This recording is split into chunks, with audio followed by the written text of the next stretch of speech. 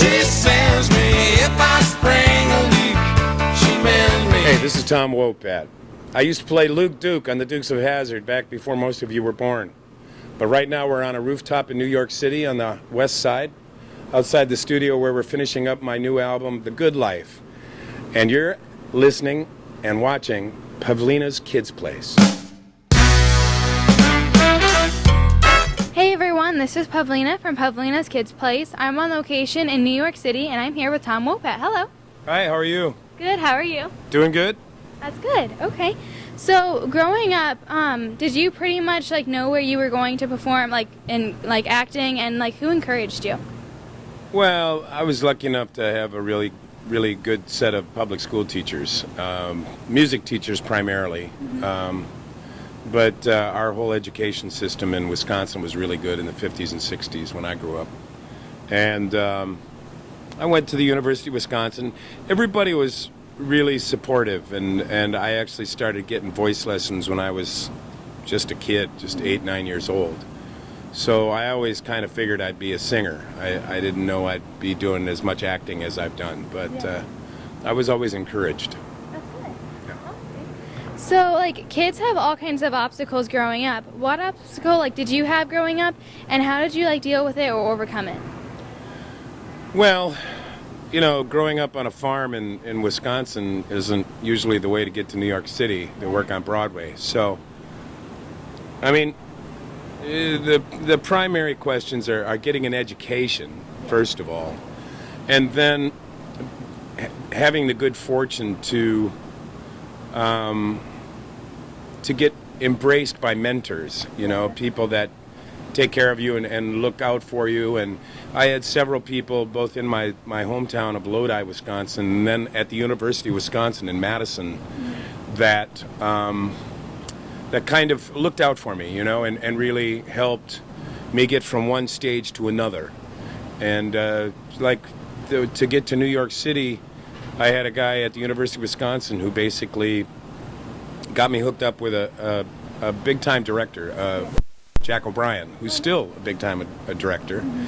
And when I came to New York City, he introduced me to some casting directors who got me interviews with 3 different agencies, and that's how I got my first agent, an agent that I had for 20 years. Wow, awesome. Yeah. That's great. So, Dukes of Hazzard was a great show, and it's one of my favorites. And I remember you starred, and you were one of the stars in it, and I talked with Sonny Schroyer a few years back and everything, and he was a really fun person. So, what made the fun show for you? Well, first of all, the show was pure fun. Yeah. There was no real... there weren't any serious issues we were dealing with on a daily basis. It was pretty much self-contained and family-oriented. There was no blood. There was no cussing, really, and no sex, per se. Other than, Daisy in her shorts, kind of. So it was, the whole idea was to have a good time and to let the viewer have a good time. And I think we all embraced that. Awesome. That's great. So I watched an episode that had the Oak Ridge Boys on it, and they were singing on the show. So did that sort of inspire you to sing too? No, I was a singer long before that. Okay. Actually, I had been singing, like I said, since a little kid. It probably helped encourage me to get into recording. Mm-hmm. And right now we're outside of one of the most famous recording studios in the city. This used to be the Power Station. Oh, really? Years ago. Now it's called Avatar, but there were a lot of really, really great records made here.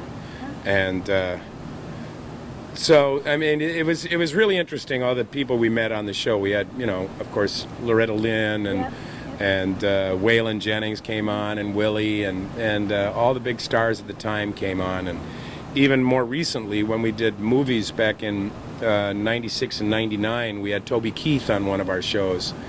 And it was always a really embracing community, the country music situation. And so it was really encouraging to get into the business. Yeah, definitely. That's great. So, singing from big ranges, with styles and everything from country to Broadway and jazz. Is there a style that you like the most? Whatever one I'm doing at the time. Right now we're making a big band record, a big band an orchestrated record like that kind of reflects the 70s, the 60s and 70s, kind of Mad Men style. And it's an awful lot of fun. I also write, so I've done a couple of original songs that are going to be on this record, and that's a little more of the like the Steely Dan style, which also has a lot of jazz influence. So we try and keep them all kind of melded together, and I still do a little country here and there. We do a couple of songs that have a country flavor to them. And of course, you know, the Broadway stuff, I'm always involved in something that involves that style. So I kind of keep all the balls in the air. Okay, so what are your upcoming plans and events? Well, we have a new record that we're going to finish probably in a couple of months. It should be coming out the first of the year. It's called The Good Life, and that's a title of a song from the 60s. Have that coming up. Also in December, there's a release of a Quentin Tarantino film that I'm in. Early next year, there's an ABC movie of the week called Elixir that I co-star with Jane Seymour in. So there's a lot of stuff coming up. We just, actually this Sunday, probably after you're going to finish this up, but this Sunday I'm on an episode of Longmire, which is an A&E episodic on Sunday night. Yeah. So I got a few things going on. Awesome. Cool. Thank you so much for talking to me. My pleasure. Have a good time in New York City. Be careful. Watch out for the hailstorm. Oh my gosh, I heard about that. It was amazing. Yeah.